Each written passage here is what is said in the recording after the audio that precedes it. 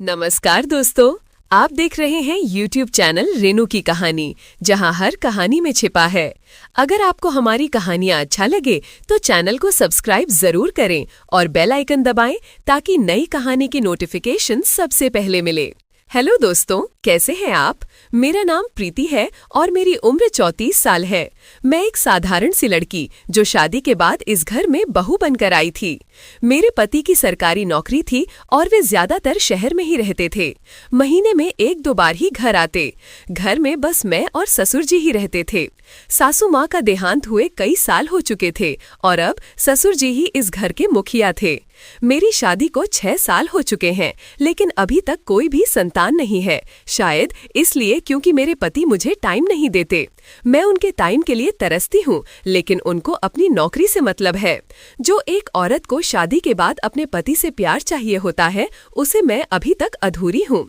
फिर सोचती हूँ कि जीवन सही चलाने के लिए अच्छा पैसा भी चाहिए होता है, जो मेरे पति अच्छा खासा कमा रहे हैं। जिंदगी में हर चीज परफेक्ट नहीं होती। मेरी लाइफ भी कुछ ऐसी है। पैसा है लेकिन पति का टाइम नहीं है। ऐसा बिल्कुल भी नहीं है कि हम सिर्फ नौकरी पर निर्भर हैं। हमारे पास जमीन भी है। मेरे ससुर जी संभालते हैं।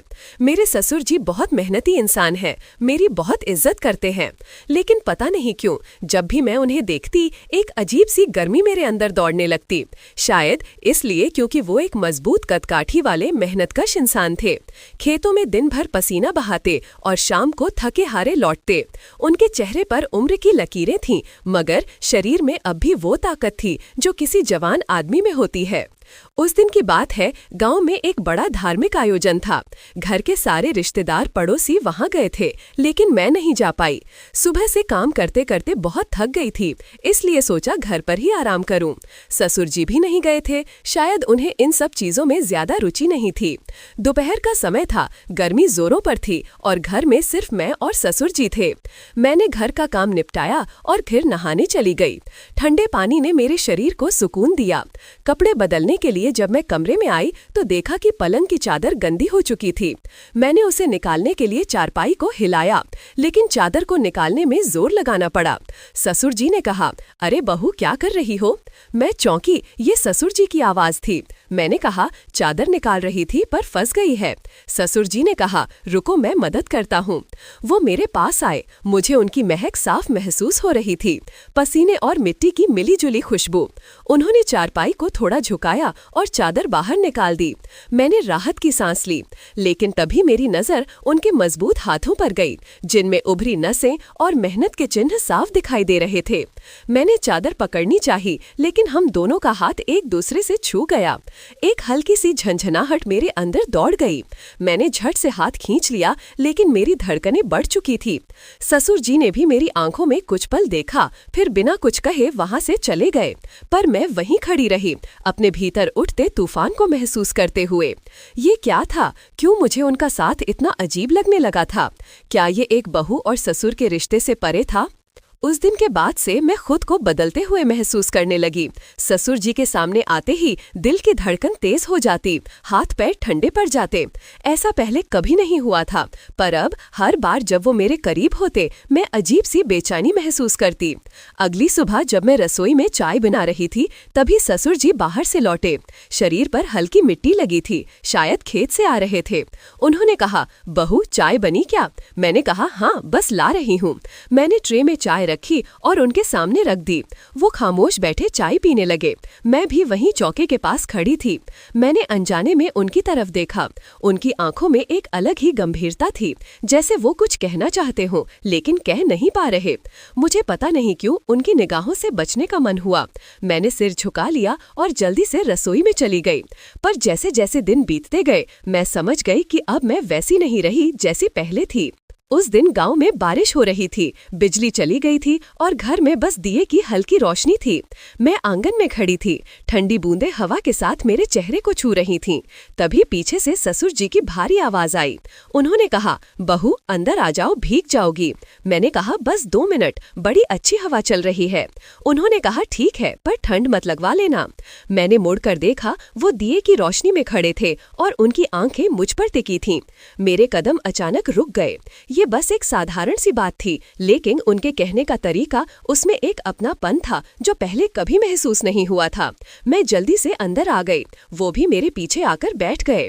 कुछ देर तक सिर्फ बारिश की आवाज आती रही, पर उस खामोशी में भी जैसे बहुत कुछ कहा जा रहा था। रात को मैं अपने कमरे में थी, पर नींद दूर दूर तक नहीं थी। को लेकर दिमाग में अजीब से ख्याल आ रहे थे।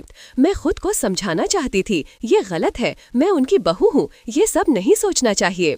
पर जितना मैं इन बातों से दूर भागने की कोशिश करती, उतना ही मैं उनके बारे में सोचती चली जाती। उस दिन के बाद से सब कुछ वैसा ही था, फिर भी सब कुछ बदल चुका था।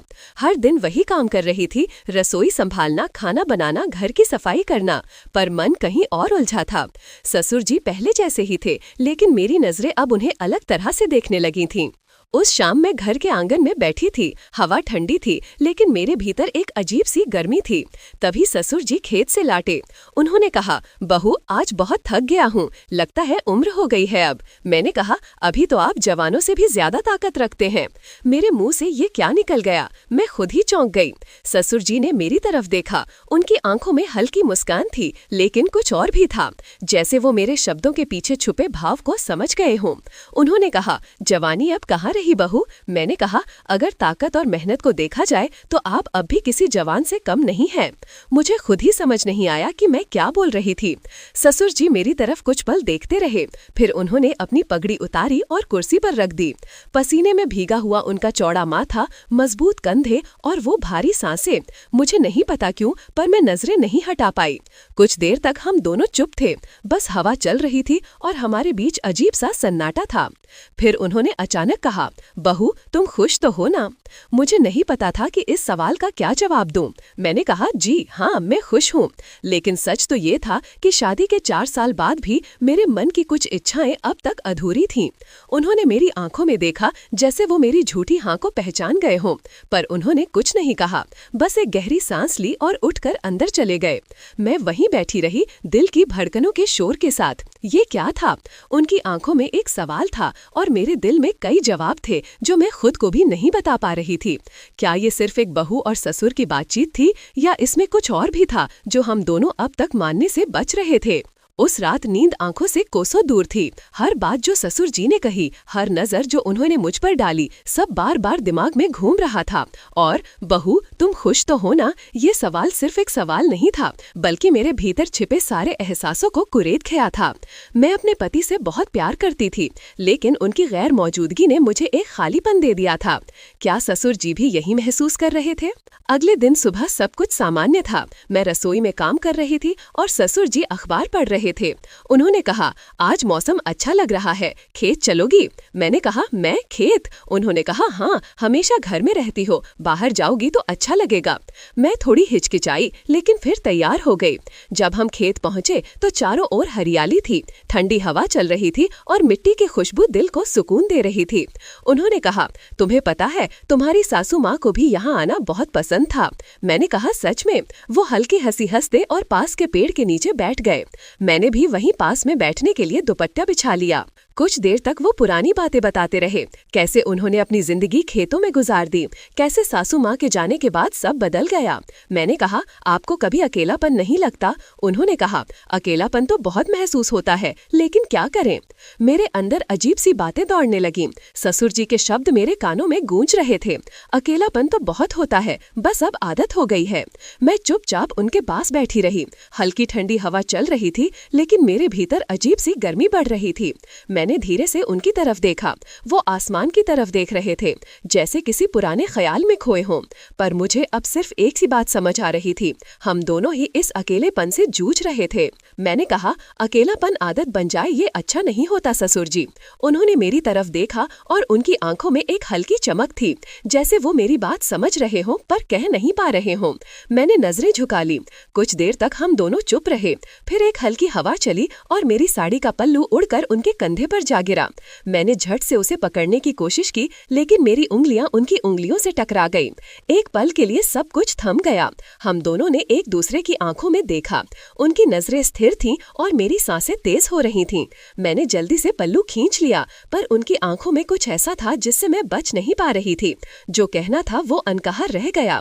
वो उठकर खड़े हो गए और हल्की आवाज में बोले, बहू, हमें अब घर चलना चाहिए। मैंने सिर हिला दिया, लेकिन मेरे दिल में तूफान मच चुका था। क्या ये सिर्फ एक पल की बात थी, या फिर हमारे बीच सच में कुछ था जिसे हम दोनों समझ रहे थे पर मान नहीं रहे थे? उस दिन के बाद से सब कुछ वैसा ही था, लेकिन मेरे भीतर कुछ बदल चुका था। ससुर जी के साथ बिताया वो पल बार बार मेरे दिमाग में घूम रहा था। वो छूटा हुआ पल्लू, वो एक पल के लिए टकराई हुई नजरें। मैं खुद को समझा रही थी कि ये सिर्फ एक संयोग था, एक मामूली घटना। लेकिन अगर ये इतना मामूली था तो मेरी धड़कनें अब भी तेज क्यों हो जाती थी जब वो पास होते थे? अगली सुबह जब मैं आंगन में झाड़ू लगा रही थी, तभी ससुर जी बाहर आए। मैंने झट से नजरें झुका ली, पर मुझे महसूस हुआ कि वो कुछ कहने के लिए रुके थे। कुछ पल तक सिर्फ हमारे बीच की खामोशी थी। फिर उन्होंने कहा, बहू, आज हल चलवाना है खेत में, तुम वहाँ चलोगी? मैंने कहा, खेत? उन्होंने हल्की मुस्कान के साथ कहा, हाँ, कल तुम्हें खेत अच्छा लगा था तो सोचा आज का काम भी दिखा दूं।